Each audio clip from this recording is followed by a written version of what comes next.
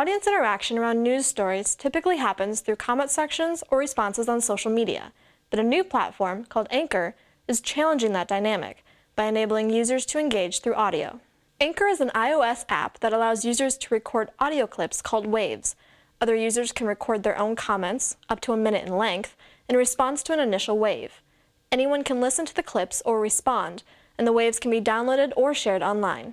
So a journalist or a radio station can record something in Anchor, ask a question, blast it out to their community, both on Anchor and off of Anchor, on Twitter or Facebook or wherever they already have an audience. And then with the Anchor app, their community can respond immediately, and the journalist can now leverage this content to work back into their story or their program in some way.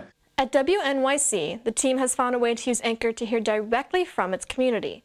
For example, reporter Arun Venugopal used the app to solicit input for a community playlist of Black protest music. Delaney Simmons, WNYC's Director of Social Media, explains how Venugopal made that happen. He did a lot of heavy lifting up front to work with a lot of other producers at WNYC to come up with a Spotify playlist that was Black protest music that he spoke about and even played in his on-air radio piece.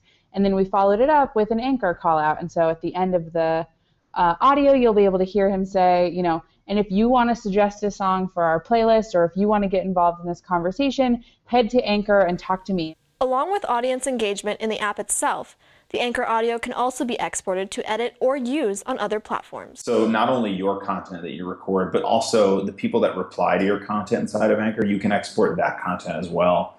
So you could put together a really sort of interactive piece between you and your audience, and then easily export that audio. We'll email you the file as an MP3. With an app like this, we can really take that conversation to an international, national audience, and then we actually download the MP3s from the app and we'll use them on the air.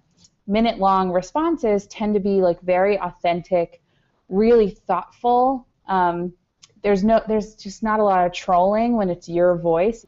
I sort of see it two ways. It's like a Twitter thread, but then it's also this sort of curated podcast of conversation. Anchor is currently available for iOS devices, but a version for Android is scheduled to launch in the coming months. For the Futures Lab, this is Sarah Sabaki.